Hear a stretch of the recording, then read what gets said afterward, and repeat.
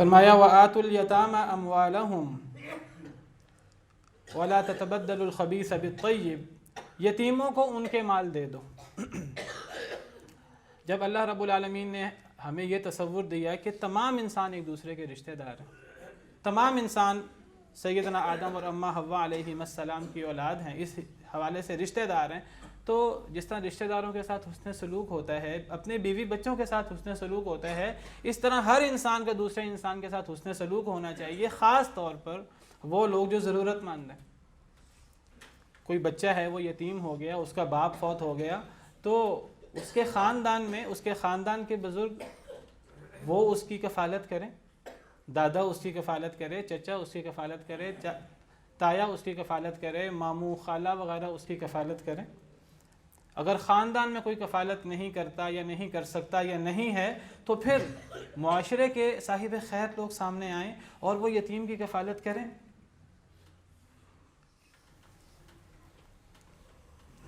اور ضروری نہیں ہے کہ جس یتیم کی کفالت ہو رہی ہے وہ یتیم خالی ہاتھی ہو، بالکل ممکن ہے کہ یتیم کا مال بھی ہو،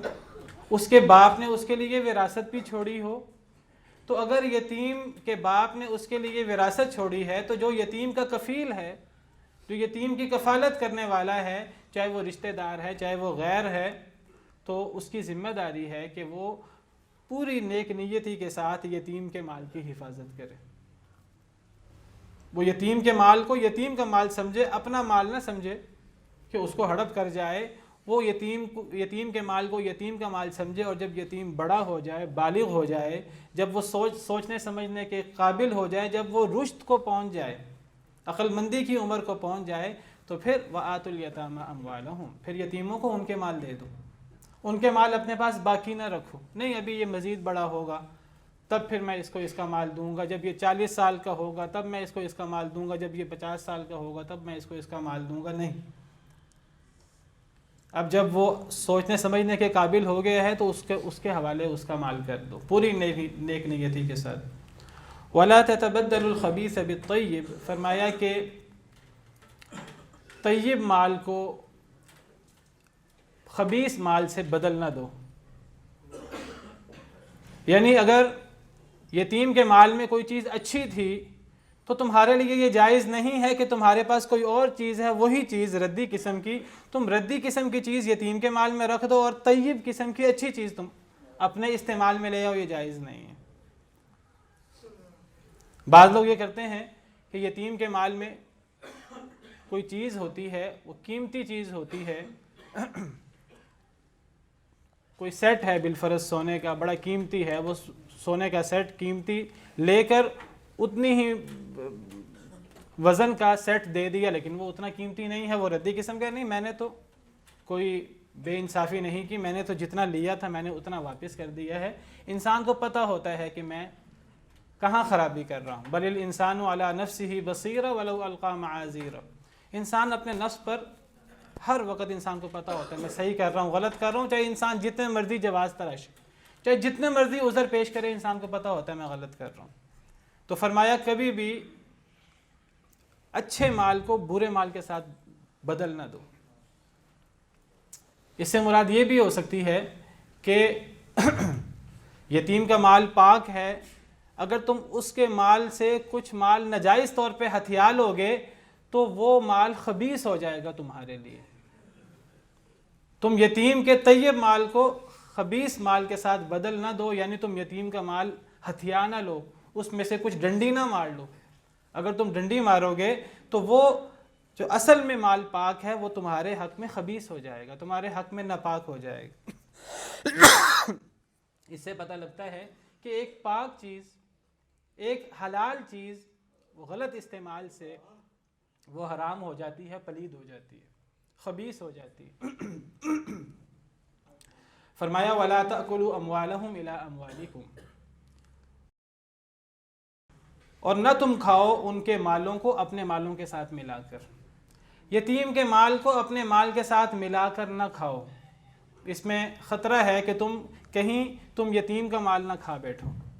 یعنی اپنے اور یتیم کے مال کو خلط ملط نہ کر لو۔ انسان اتنا اپنا اور یتیم کا مال خلط ملط کر لے، جی یتیم ہمارے گھر میں ہی کھا رہا ہے نا، وہ ہمارے گھر میں چیزیں استعمال کر رہا ہے، اس کے پاس تو مال ہے، ضروری نہیں ہے میں اپنے مال سے اس پر خرچ کروں، میں یتیم کے مال سے خرچ کرتا ہوں۔ دیکھیے اگر یتیم صاحب حیثیت ہے تو یتیم کے مال سے خرچ کرنا بالکل جائز ہے۔ ضروری نہیں ہے کہ اگر یتیم کے پاس مال ہے تو انسان لازماً اسے اپنے پاس سے ہی تعلیم دلائے، انسان اسے لازماً اپنے پاس سے ہی کھانا کھلائے، ضروری نہیں ہے۔ ہاں اگر یتیم کے پاس مال نہ ہو تب تو انسان کو اسے اپنے پاس سے کھلانا چاہیے، اپنے پاس سے تعلیم دلانی چاہیے۔ لیکن اگر یتیم صاحب حیثیت ہے تو یہ سارا کام یتیم کے مال سے ہو سکتا ہے۔ لیکن ایک انسان یہ کرے کہ جی ٹھیک ہے ہمارے گھر میں ہم بھی کھانا کھاتے ہیں، یتیم بھی کھانا کھاتا ہے، تو یتیم کا مال بھی ہے تو ہم اور یتیم کا مال ملا لیتے ہیں۔ وہ یہ نہ دیکھے کہ وہ تو 7-8 افراد ہیں اور یتیم اکیلا ہے، وہ یتیم کے پاس مال زیادہ ہے، یتیم کے مال کو پوری طرح اپنے مال میں ملا کر پھر اس کو کھایا جائے، ہنسی خوشی مزے سے اڑایا جائے۔ نہیں، یتیم کے مال کو اپنے مال کے ساتھ ملاؤ گے اس طرح کر کے اس میں بے احتیاطی ہوگی، تو بے احتیاطی سے بچنے کے لیے یتیم کے مال کو اپنے مال کے ساتھ ملاؤ ہی نہ۔ کہیں ایسا نہ ہو کہ یتیم کے مال کے ساتھ زیادتی ہو جائے، تم زیادہ اس کا مال استعمال کر بیٹھو، کہیں یتیم کی حق تلفی نہ ہو جائے۔ قرآن کریم میں سورہ بقرہ کے اندر اللہ رب العالمین نے وہاں بھی یتیموں کے احکامات بیان فرمائے ہیں، اور وہاں اللہ تعالیٰ نے یتیم کے مال کو اپنے مال کے ساتھ ملانے کی اجازت دی ہے، اور یہاں اللہ رب العالمین نے یتیم کے مال کو اپنے مال کے ساتھ ملانے سے منع کیا ہے۔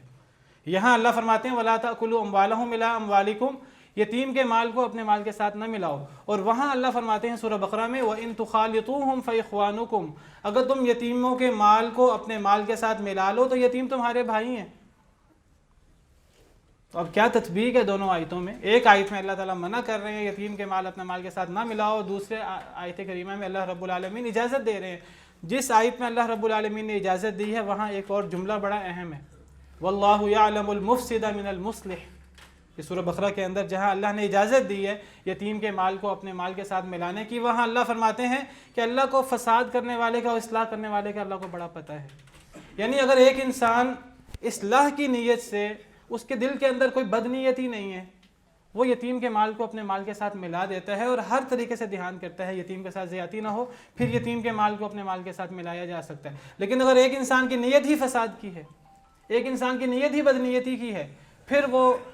یتیم کے مال کو اپنے مال کے ساتھ ملا کر نہ کھائے، فرمایا اِنَّهُ كَانَ حُوبًا كَبِيرًا، یہ بہت بڑا گناہ ہے، یہ ایسا گناہ ہے جو انسان کی دنیا بھی تباہ کر دے گا، انسان کی آخرت بھی تباہ کر دے گا۔ اور یتیم کی کفالت جیسا عظیم عمل جو انسان کو قیامت کے دن نبی کریم صلی اللہ علیہ وسلم کی رفاقت نصیب کرتا ہے، حدیث مبارکہ ہے انا وکافل الیتیم فی الجنۃ کہاتین، میں نبی صلی اللہ علیہ وسلم اور یتیم کی کفالت کرنے والا جنت میں ایسے جیسے یہ 2 انگلیاں۔ تو یہ اتنا بڑا عمل ہے یتیم کی کفالت، لیکن اگر مال میں بے احتیاطی ہو جائے اور فساد کی نیت ہو، بد نیتی ہو، تو پھر یہ بہت بڑا گناہ بن جاتا ہے نیکی کی بجائے، اور بہت بڑا وبال بن جاتا ہے۔ اللہ